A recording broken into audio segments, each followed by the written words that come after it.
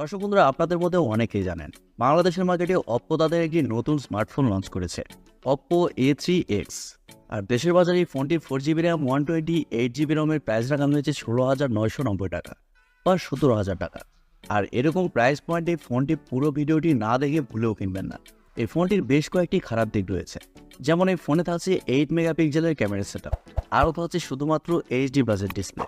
আর এছাড়াও এই ফোনটির সফটওয়্যার অপটিমাইজেশন খুবই খারাপ। তো চলুন দর্শক বন্ধুরা, অপ্পো A3X এই ফোনটি ভালো মন্দ সবকিছু আপনাদের সাথে শেয়ার করব। প্রথমে যদি এই ফোনটির ডিজাইন এবং বিল্ড কোয়ালিটি নিয়ে কথা বলি, তাহলে অপ্পো ডিজাইনের দিক থেকে এগিয়ে থাকে। এই বিষয়টি আপনারা অনেকেই জানেন। ফোনটির ব্যাক সাইডে থাকছে 2টি ক্যামেরা এবং ব্যাক সাইডে আর ফ্রেমে থাকছে প্লাস্টিক। ফোনটির থিকনেস করা হয়েছে 7.7 মিলিমিটার এবং ওজন করা হয়েছে 187 গ্রাম। এছাড়াও এই ফোনটিতে IP54 dust and splash resistant পেয়ে যাচ্ছে এবং এই ফোনটিতে মিলিটারি গ্রেড শক রেসিস্ট্যান্টও পেয়ে যাচ্ছেন। অর্থাৎ এই ফোনটি খুবই মজবুত, এই বিষয়ে কোনো সন্দেহ নেই। তবে ফোন শুধুমাত্র মজবুত হলেই তো হবে না, ফোনের হার্ডওয়্যার সেকশনও ভালো হতে হবে। এই ফোনটিতে আপনার পোর্টস অ্যান্ড বাটন হিসেবে সব ধরনের পোর্টস অ্যান্ড বাটনও পেয়ে যাচ্ছেন, যেমন 3.5 millimetre headphone jack, type C slot ইত্যাদি। আর এছাড়াও থাকছে সাইড মাউন্টেন ফিঙ্গারপ্রিন্ট সেন্সর, যা যথেষ্ট ফাস্ট এবং অ্যাকুরেট। আর ফোনটিতে আপনারা 2টি সিম কার্ডের পাশাপাশি একটি মাইক্রো SD কার্ড ব্যবহারের সুযোগ পাচ্ছেন। সো ওভারঅল সবকিছু মিলিয়ে ফোনটির ডিজাইন ল্যাঙ্গুয়েজ আপনাদের কাছে কেমন লেগেছে কমেন্ট করে আপনাদের মূল্যবান মতামত অবশ্যই জানাবেন। এবারে কথা বলা যাক ডিসপ্লে সেকশন নিয়ে। এই ফোনে থাকছে 6.67 ইঞ্চির একটি IPS LCD প্যানেল, যা শুধুমাত্র HD প্লাসের একটি ডিসপ্লে। 17,000 টাকা বাজেট সেগমেন্টে HD প্লাসের ডিসপ্লে। আর এর রেজলিউশন হিসেবে থাকছে 720x1604 পিক্সেল এবং আরও থাকছে 264 ppi ডেন্সিটি।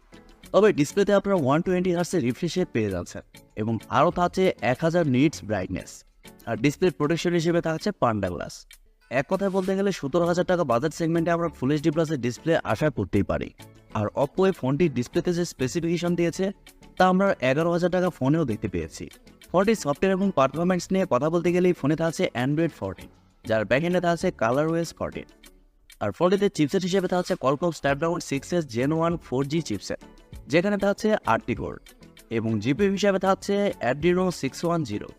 দর্শক বন্ধুরা, Qualcomm Snapdragon 6s Gen 1 4G এই চিপসেটটা কিন্তু যথেষ্ট ভালো চিপসেট। তবে ফোনটির সাথে চিপসেটের অপটিমাইজেশন ভালোভাবে হয়নি, এই কারণে ফোনটিতে এই চিপসেটের পারফরমেন্স খুব একটা ভালো না। ফোনটিতে গেমিংয়ের সময় যথেষ্ট ল্যাগ এবং ফ্রেম ড্রপের দেখা পাওয়া গিয়েছে। এছাড়াও যে কোনো অ্যাপ ওপেনিংয়ের ক্ষেত্রে ডিলে দেখা গিয়েছে। আর এই ফোনটিতে চিপসেটের আন্তত স্কোর এসেছে 1,70,000-এর আশেপাশে, যা এরকম প্রাইস পয়েন্টে সত্যিই হাস্যকর। আর আগেই বলেছি ফোনটি দেশের বাজারে 4GB র্যাম 128GB রমে লঞ্চ হয়েছে, যার স্টোরেজ টাইপ হিসেবে থাকছে eMMC 5.1।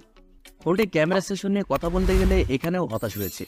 ফোনটির ব্যাক সাইডে থাকছে 2টি ক্যামেরা, যার মেইন সেন্সর হিসেবে থাকছে 8 মেগাপিক্সেলের সেলফি ক্যামেরা, যা f2.0 অ্যাপারচার এবং সেকেন্ডে থাকছে অক্সিলারি সেন্সর।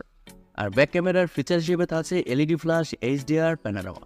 তবে ব্যাক ক্যামেরা দিয়ে আপনার সর্বোচ্চ 1080p-তে 60 fps পর্যন্ত শ্যুট করতে পারছেন এবং সেলফি ক্যামেরা হিসেবে ফোনে থাকছে 5 মেগাপিক্সেলের সেলফি ক্যামেরা। আর সেলফি ক্যামেরা দিয়ে আপনার শুধুমাত্র 1080p-তে 30 fps-এ শ্যুট করতে পারছেন। 17,000 টাকা বাজেট সেগমেন্টে 8 মেগাপিক্সেলের ক্যামেরা সেটআপ, সাথে থাকছে 5 মেগাপিক্সেলের সেলফি ক্যামেরা। এই বিষয়টিও হতাশ করেছে।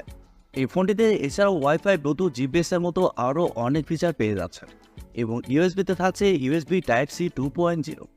ফোনটির ব্যাটারি এবং চার্জার নিয়ে কথা বলতে গেলে ফোনে থাকছে 5100 mAh-এর একটি ব্যাটারি, তবে চার্জার হিসেবে থাকছে 45 ওয়াটের একটি চার্জার। 17,000 টাকা বাজেট সেগমেন্টে এই ফোনটিতেই 45 ওয়াটের চার্জারটাই ভালো লেগেছে। এবারে কথা হচ্ছে এরকম প্রাইস পয়েন্টে এই ফোনটি কেনা কি ঠিক হবে? দর্শক বন্ধুরা, এই ফোনটিতে এরকম প্রাইস পয়েন্টে যে স্পেসিফিকেশন দেওয়া হয়েছে তা আমার মনে হয় যুক্তিযুক্ত না। সো আমার মনে হয় এরকম প্রাইস পয়েন্টে যদি আপনি একটি ভালো ফোন নিতে চান, সেক্ষেত্রে অন্যান্য ফোনের দিকে যেতে পারেন। আশা করি ভিডিওটি আপনাদের কাছে ভালো লেগেছে এবং হেল্পফুল লেগেছে। সো সবাই অনেক অনেক ভালো থাকবেন এবং সুস্থ থাকবেন। খুদা হাফেজ।